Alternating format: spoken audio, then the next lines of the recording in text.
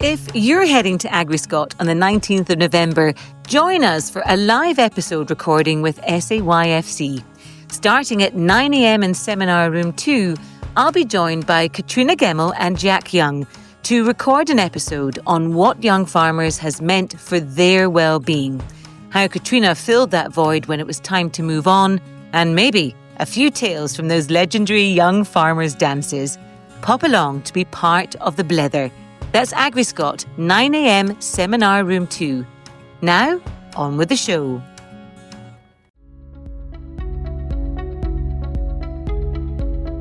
Welcome to Blether Together, brought to you by Farmstrong Scotland.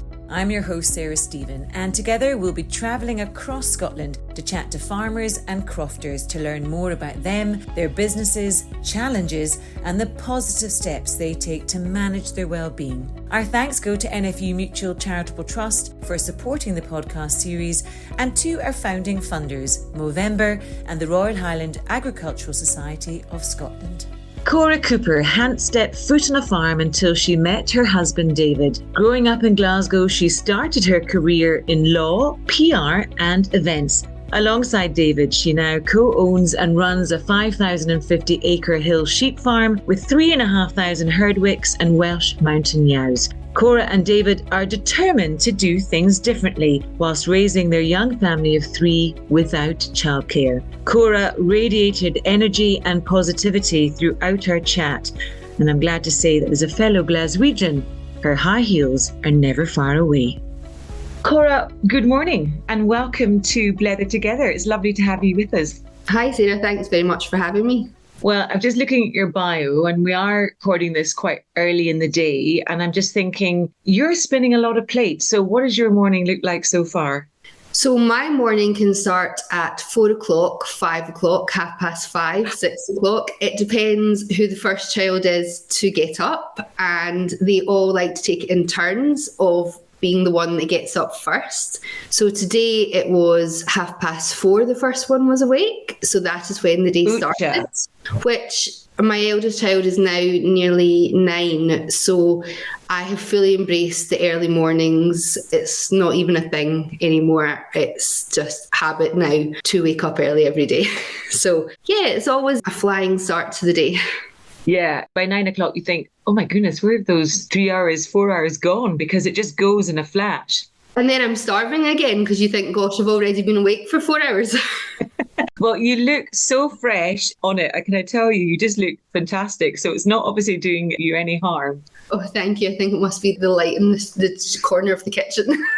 Going back to that sort of plate spinning analogy, you have to cram in a lot being a farmer, don't you? Or being in that partnership, being in that business. There's a lot to fit into the day. There is. And my husband and I, we are both not from the area where we now live and farm. So we don't have a support network around us. The business is my husband and I. So we are building a business and building a family. And we feel very strongly that as the people who are in charge of the business needs to suit us. And at the moment, we have 3 young children and life is hectic. So the business needs to work around our family life because the children will not be young forever and there'll be plenty of time in the years ahead to go full throttle again with work, which we did before we had children. So I think it's really important when you are plate spinning that there's different seasons and you have to adapt your business to suit what season of your life you're in. And at the moment for us, it's the young children phase and all that comes with that.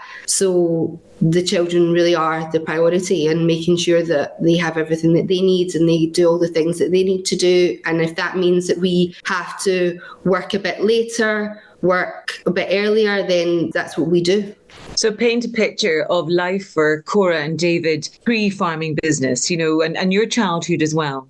I'm not from an agricultural background at all. I grew up very much in a city. I went to school and university in Glasgow. I have a law degree. I was working in PR and events. I had never set foot on a farm before I met David, apart from going to farm parks as a child. I'd never been on, a proper working farm at all. And then when I met David and came to the farm, I remember the first day going, offering to help, because I saw it as, if I help, the work will get done faster and then we can spend some time together. And that's really just been how it's gone ever since. And we made the decision to go into business together when we had our first child, because there was no childcare in the village. And my work was probably about an hour's drive away. And my mum, who would have been our childcare, had cancer at the time. So she was going through chemo and very unwell in hospital. So we made the decision to prioritise family life so that we could work in the business together. Our son could be with us. And then when I was needed at the hospital for my mum, I could be there too.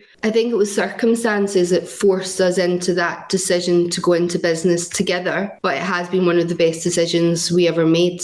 You've obviously mentioned the circumstances, which means that it's work for you, but why farming? So my husband, he always did want to go into farming, and he's very passionate about farming, and he always had a vision for how he wanted sheep farming to be, and he wanted it to be as low input and as simple as possible. So it has always been his dream. And my husband's a very passionate and inspiring man. And then having first-hand experience of our sheep system, I too then thought, this is fantastic. Why would you not want to be involved in this? And I think it's such a wonderful opportunity to get the chance to be outside and be so invested in the land. I think for me, it really has been a wonderful experience and opportunity to go into farming. And also, I get to do it with my children, which, you know, when I was having our children, this was before working from home and online meetings were a thing. So there's a lot more flexibility, I think, now. But then there wasn't that flexibility for remote home working. How did you find breaking into that community? Was it welcoming? Our community of the village where we live in Muirkirk has always been incredibly welcoming to me and my husband when he came here as a young man at 17. And I think that the people in our community are fantastic. You couldn't ask for better neighbours or a better village. There still really is that strong sense of community in Muirkirk. So I found that fantastic. I think for me at the start, when I was on maternity leave, it was a big change going from being a very social person in busy places to suddenly being quite isolated and lonely. So I had to find my way of finding my connection to farming. Otherwise, I could have ended up resenting it. So for me, that was being outside in nature and spending the time to get to know the land and the species. And that for me formed that connection with agriculture. You're being very diplomatic, and, you know, there's parallels.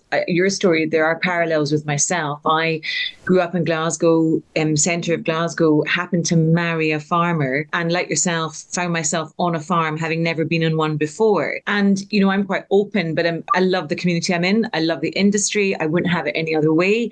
But I found it quite a cliquey industry. I found everybody had grown up together. Everybody knew exactly what happened at every time, you know, different seasons of the year. And I just felt a bit like a numpty sometimes, not knowing, you know, not knowing that detail. And although trying to learn, also raising a family meant that you felt you had to be everything to everyone. And I found that a struggle at times, because I don't call myself a farmer's wife. I am married to a farmer and I have my own identity. But you lose that massively when you sometimes marry a farmer and they have been ensconced in that landscape, that environment since birth. I think for me, I have worked very, very hard to not lose my identity, and my husband isn't from this area originally either, and he's always been incredibly supportive. But fundamentally, I think you can't be everything to everyone at all times. And as long as I can be who I need to be to my children and my husband, I don't actually care what other people think of me and what I'm doing or we're doing, because I think that comparison's the thief of joy. Thomas Jefferson said that.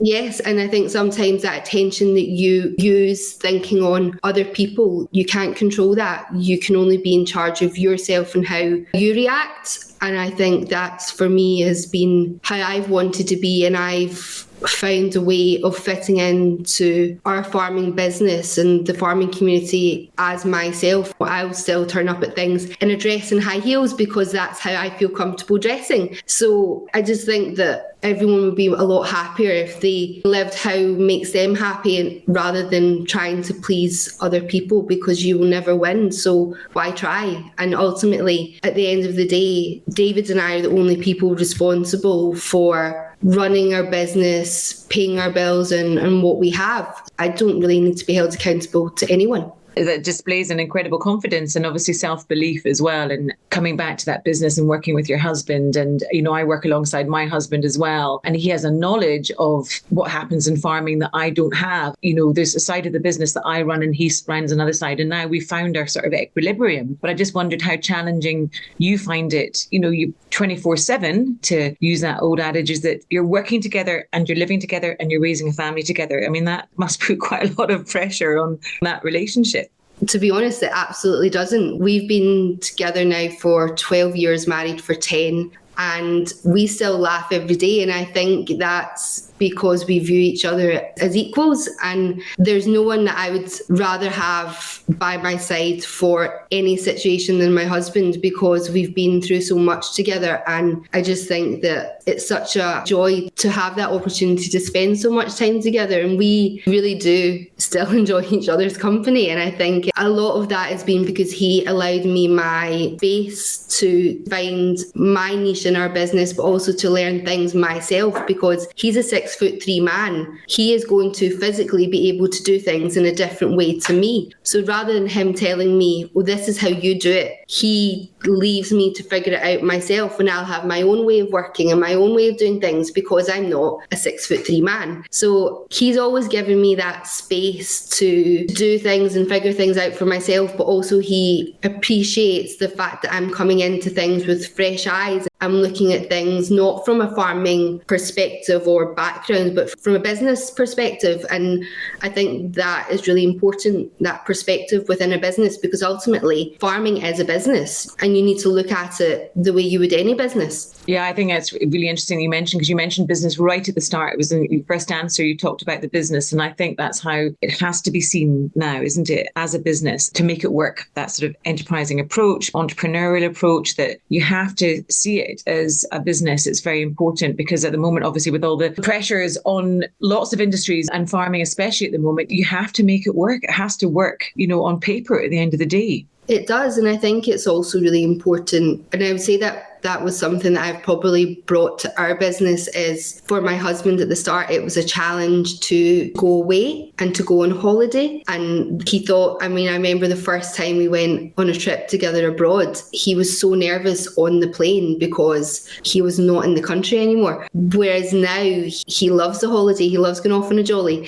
But again, just to encourage him to take that time away, because I don't think your view changes once you take a step back. And I think it's really important to take those steps back. Otherwise, you're never getting that benefit of perspective, because you're constantly up close to something. That links very nicely to the sort of the thrust of the podcast, which is, you know, your well-being mentally, emotionally, physically, and having that time away, as you've mentioned, from the farm is incredibly important. It's just taking that time for perspective, isn't it? And that time for yourself. And how do you manage that?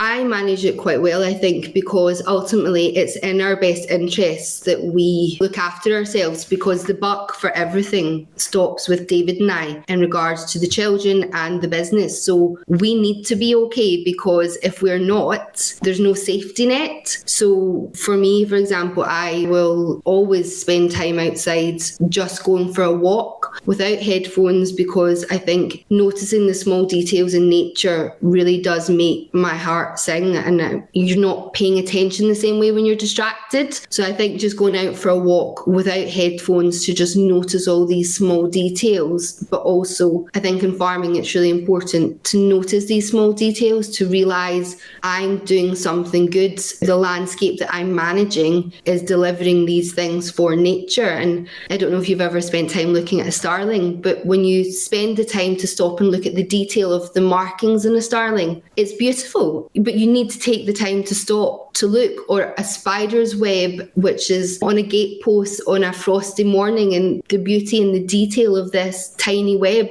I really do think that the small things count. And for me, spending time outside in nature is one of the best things that I can do for my mental well-being. You sound like you're a great team, and you've obviously got a great rhythm and a system to how you work together, but it can't all have been plain sailing, or perhaps it has been.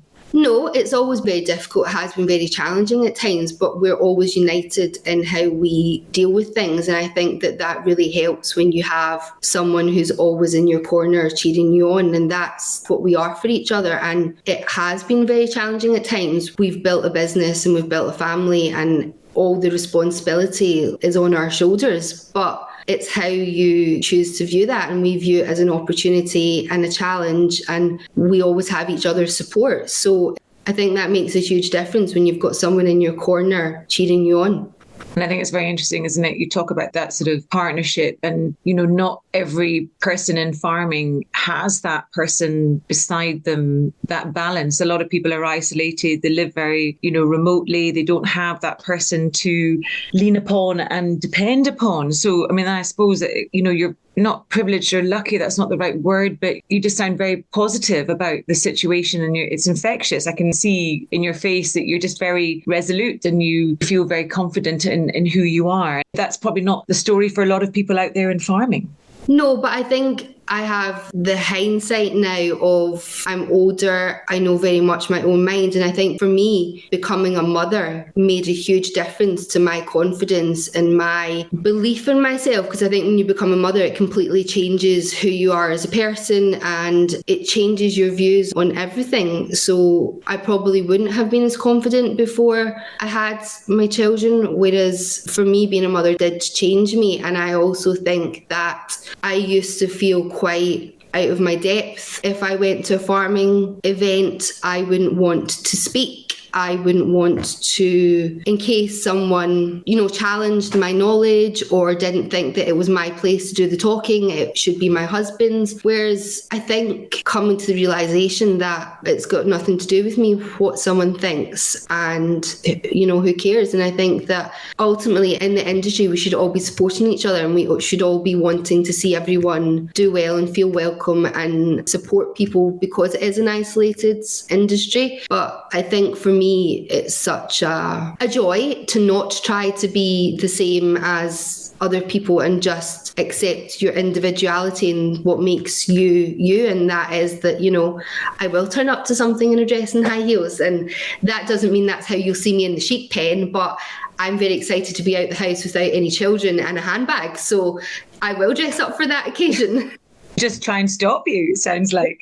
And I think that it is a very sort of patriarchal industry, and it still is to a big extent. And although it's shifting and changing and it's going in the right direction, and that's great, and there's lots of positive strides there are a lot of, women hopefully that are listening to this going, I want a bit of what she's having. What does she take this morning? Because not every female in a partnership, not every partner in a farming partnership feels that same way. A lot of people, they take the back seat. And I think if that's what you're comfortable doing, that's what you should do. But I think if you're looking for a bit of support or you're looking to find your crowd, you need to get out there. You need to try and meet people. I'm the Vice Chair of Women in Agriculture Scotland this year. Come to one of our meetings, come and chat to me, chat to anyone on the committee. I think, just put yourself out there, because at the end of the day, nobody setting out to negatively impact someone at these events. I think that most people will feel a bit of imposter syndrome wherever they go, and fake it till you make it, really. That's the Glaswegian in you talking. Yeah. To focus a little bit on the farming side of things, you've built a very successful business, and you've garnered lots of accolades in recent years. Just tell us a little bit about the business and what your sort of raison d'etre is about the way you've built it. So we have got a 5,050 acre hill sheep farm in Muirkirk, East Ayrshire. 85% of the land is Region 3, so rough hill ground, and I think over 80% of it is in a special protection area and site of special scientific interest. It's a very harsh environment. It's a rough hill, and we are using Herdwick and Welsh Mountain ewes, and we have got an entirely pasture-based system. We lamb outside on the hill unassisted. We graze the hill all year round. We have a mob rotational grazing plan that is adaptive to the weather, to the grass growth, to the mob size, to the paddock size. So we're very much about being as simple and as low input as possible. A lot of our farm would be historic dams from when they dug the drainage dams after the war on peatland, so that created massive erosion from water, which then made them very, very dangerous. So we've done, I think, over 2,000 acres of peatland restoration with RSABI and the Cooperation Across Borders for Biodiversity CAB project in 2019 and 2020. So we are all about producing sustainable lamb whilst enhancing habitats, and I think that's really important that you can be involved in nature recovery while still producing food. And I think for us, our sheep grazing system is benefiting the health of the land while still delivering towards food security on an island. What have the toughest challenges been to achieving that? The main challenge is we're a closed flock. We only buy in tups. So we've built the flock to now be 3,500 ewes. So it's getting the stock that can deliver in that harsh environment, that can survive on the hill and come back with the lamb. So it's been the time in being very, very selective in the characteristics that we want to breed from. And also, because we've borrowed money to buy our land, we then have a large business loan to pay, which again is a lot of responsibility and a lot of pressure, but we feel it's categorically for us the right thing to do, because we know that we've improved our land since we bought it, and we continue each year to do more to improve the health of the hill. And hopefully then if any of our children want to come onto the business, then they can take it further than what we can do in our lifetime. But it's all about making everything that we've bought better and leaving everything in a better condition for both livestock farming but also for nature. High points so far? I think for us, winning the Farmers Weekly Sheep Farmer of the Year was a real high point, because we entered it together as a couple, which was something that David really wanted us to do together, whereas I was a bit concerned of, what if I'm not as knowledgeable on sheep as what you are? And he said, absolutely not. We are a team. We need to do this together. So I think for us, having that recognition for a hill farm in Scotland that's entirely grass-fed, and if this is capable on 85% of Region 3 land, there's so much opportunity, there's so much marginal land in Scotland that can be productive, but also delivering these kind of national goals of climate mitigation, nature recovery, while still producing food. That's really, really important. At no point have we ever destocked. If anything, the land that we bought historically had very little stock on it, and we have been gradually increasing the numbers. But as we've increased the numbers, we've also seen the biodiversity on the land increase. And I think that that's really important, especially on an island, that we never forget that it's not one or the other. There can be a happy medium between both nature recovery and food production. Being a newbie into the industry, if I can call you that, what have been the biggest surprises, or what are the takeaways for you? In what sense do you mean? I suppose when I met and married a farmer, it just becomes so much part of your identity all day, every day. You live in the land, you are surrounded by your livestock, you're surrounded by your land. It becomes ingrained in you.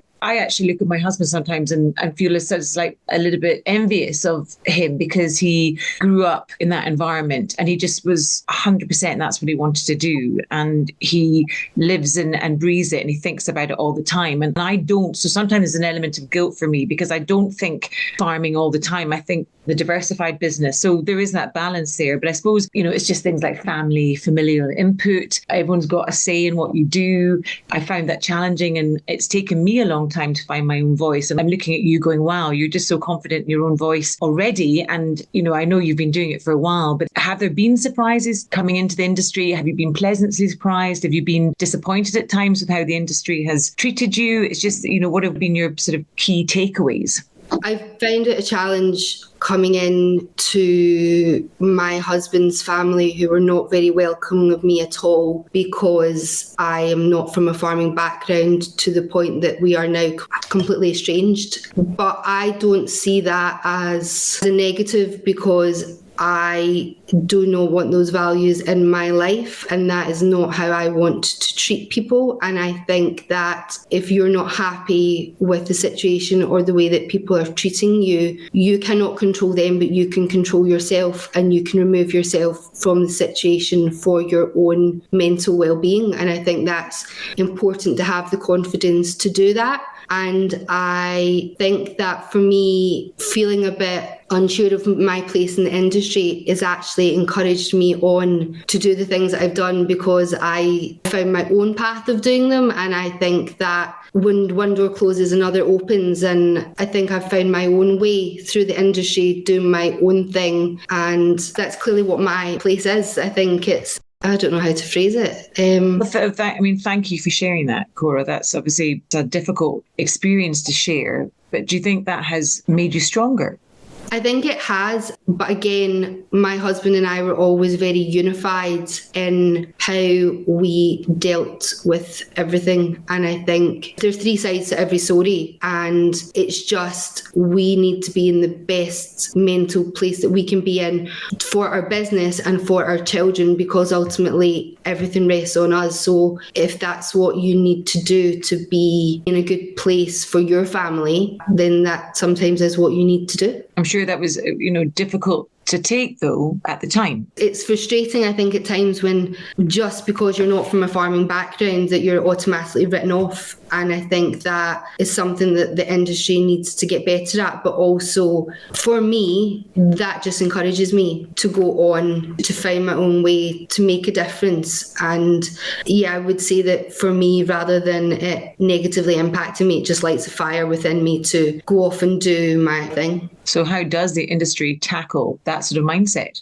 Well, I have to say that I don't think the industry as such has actually been unwelcoming to me at all. I think that Scottish farmers have always been really, really welcoming to me. And I think that the minute that someone realises that you know what you're talking about, you become an ally. And I think, there's a couple who are in they must be in their 80s now in the village, who, when David and I first got together and everything was quite difficult with the family, they were fantastic. And they were the ones who, were there for me and to guide and to help and support. And I just think that's how I want my marriage to be. And they're such like a Willie and Ella. They're such a fantastic example of a team. What does a perfect day off look like for you?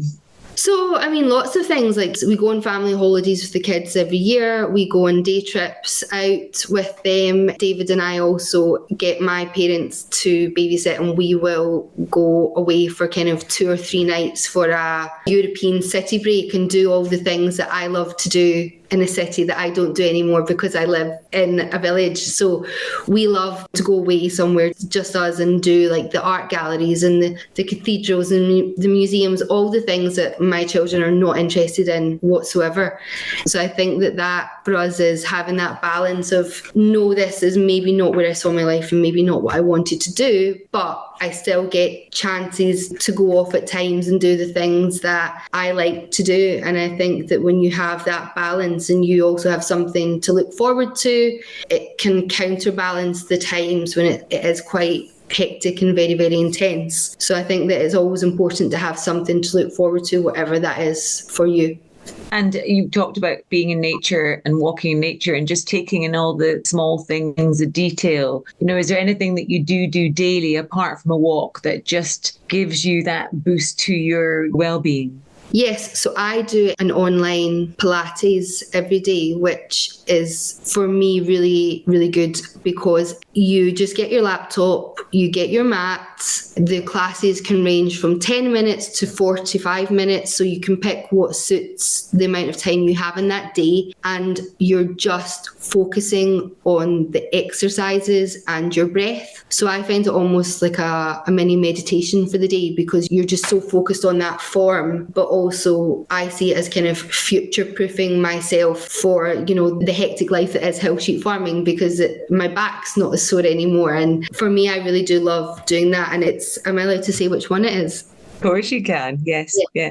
It's Pilates by Bryony, and it's I'm in the Founders Club for it, and it's such a supportive group of women, and it's women cheering on other women, and I think that is such a fantastic thing and what we all need to do more of. So I really do enjoy doing the Pilates, and it's a bit of calm in a very hectic day, because you don't have to think. Well, it's a lovely way to sort of round off our chat. You're a breath of fresh air, Cora. It's been lovely talking to you, and I just love the fact that your background has given you such oxygen for what you do now, and you seem so energetic. And looking at you now, I can't imagine you in muck boots and leggings, but I can see that you get stuck into everything that you do and you give it 100%. And where are we in the day? Just early morning, and I know you've still got lots to pack into your day, so thank you very much for taking that time out to speak to us. Thanks very much for having me.